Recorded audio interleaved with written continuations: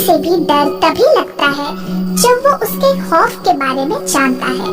जब तक उसे जानकारी ना हो, उसे किसी भी चीज से डर नहीं लगता। आज की हमारी कहानी भी कुछ ऐसे ही खौफ के बारे में है। मंगलपुर के जंगल में सारे जानवर खुश हैं। शेर राज के दरबार में अक्सर उनकी बैठक लगती है और यहाँ वहाँ की बातें होती है। मगर एक दिन सियार को डरा डरा सा बैठा देख शेर पूछता है, मिस्टर सियार, क्या बात है? आज कुछ डरे डरे लग रहे हो। क्या बताऊं महाराज, आजकल जब भी आँख मूंदता हूँ मुझे डरावने डरावने भूत के सपने आते हैं। भूत? ये किस डरावने जानवर का नाम है?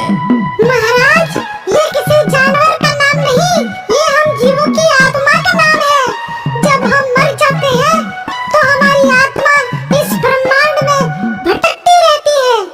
इनमें जो बुरी आत्मा होती है वो भूत कहलाती है और वो अपने सामने आए किसी को भी मार देती है। वो क्या हमारे शेर महाराज को भी मार सकती है? शेर महाराज? अरे वो तो शेर महाराज, हाथी राज, जिराफ सभी को एक साथ उठाकर फेंक सकती है। एक ही बार में सबका खून पी सकती है। अरे बाप रे, तब तो हमें उससे सावधान रहना होगा। वो दिखता कैसा है?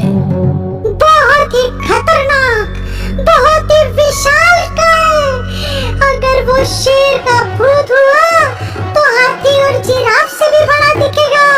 ये मोटे मोटे पैर, ये डरावनी चाल, वो तुम्हारे साथ साथ एकदम शांति से चलेगा। तुम्हें पता ही नहीं चलेगा, सिर्फ काला काला दिखाई देगा। ये बताओ, तुम्हें उसके बारे में इतना कैसे पता? क्या तुमने उसे देखा है? दुआ करो हम में से किसी को भी वो ना दिखे। मैं तो एक दिन लखनऊ के चिड़ियाघर में था। वहाँ मैंने इंसानों के मुंह से भूत के बारे में पूरा सुना था। इतना शक्तिशाली कहलाने वाला इंसान भी उसके नाम से थर थर कांपता है। सियार की बात सुनकर सारे जानवर बुरी तरह डर गए थे। रात रात भर घूम के शिकार की तलाश करने वाले जानवरों ने अब रात को अपनी अपनी गुफा, घोंसले, दड़बों से निकलना बंद कर दिया था। इस बात को अभी कुछ दिन ही हुए थे कि एक रात शेर राज को अचानक गुफा से बाहर निकलना पड़ा। उसके मन में सियार की कही बात थी। वो जैसे ही बाहर निकला, चांदनी रात में उसकी अपनी परछाई बहुत ही बड़े आकार में उसके ही पीछे बनी। वो अपने ही पीछे इतने बड़े काले शेर की परछाई देख समझा ये शेर का काला भूत है। फिर क्या? शेर राज भी घबराकर सरपट अपनी गुफा में भागे। पूरी रात वो डर के मारे अपनी गुफा में थर थर कांपते रहे। सवेरा होते ही उन्होंने सारे जानवरों की मीटिंग बुलवाई। महाराज की जय हो। शेर महाराज, आपने हमें बुलाया? हाँ, कल रात मैंने शेर का भूत देखा, हाथी से भी बड़ा। क्या? शेर का भूत हाथी से भी बड़ा? हाँ, बिल्कुल मेरे बगल में चल रहा था। पता नहीं कब से चल रहा था। मैं तो चांदनी रात में पहुंचा था, तब उसे देखा। बाप रे, इतने बड़े बड़े उसके पांव, हाथी राज से भी बड़ा ढीलडोल। अगर मैं वहां से भागा ना होता तो वो मेरा खून ही पी जाता। महाराज, आप थे तो बच गए। अगर आपकी जगह हम होते तो वो साबुत ही निगल जाता। हाँ, तुम्हारा डरावना सपना सच हो रहा है सियार। शेर महाराज, आज मैंने फिर एक डरावना सपना देखा। क्या? मैंने देखा कि कुछ भूत आग लेकर जंगल में घुस आए हैं। आग? हाँ, उन्हें पता है ना, हम जानवरों को आग से डर लगता है, शायद इसीलिए। तो अब क्या होगा सियार भाई? होगा क्या? रात को घूमना एकदम बंद करना पड़ेगा।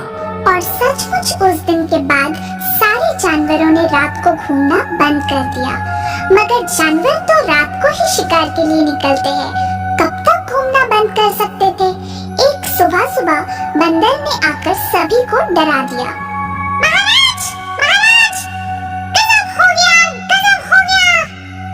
क्या हुआ? बहुत खतरनाक परिस्थिति आ गई है महाराज। अब हमारा सभी का बचना मुश्किल है। अरे पर हुआ क्या, बताओगे भी? तुम्हारा सपना सच हो गया।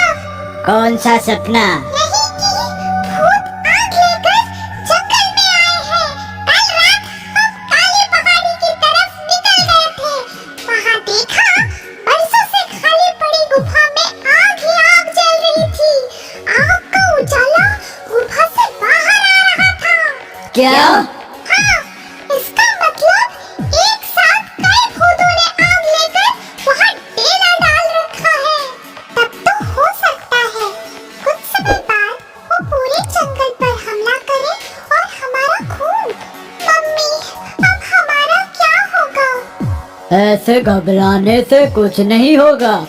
हम सभी को मिलकर चुपचाप उन पर नजर रखनी होगी। अगर वे रोज रात को गुफा में आते हैं तब तो हमारे लिए खतरा ही है। फिर तो हमें ये जंगल छोड़कर जाना ही होगा।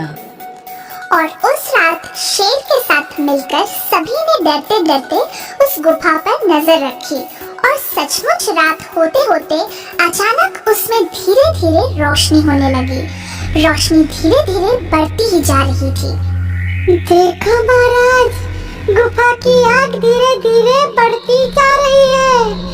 इसका मतलब एक एक करके भूत आग लिए गुफा में आते जा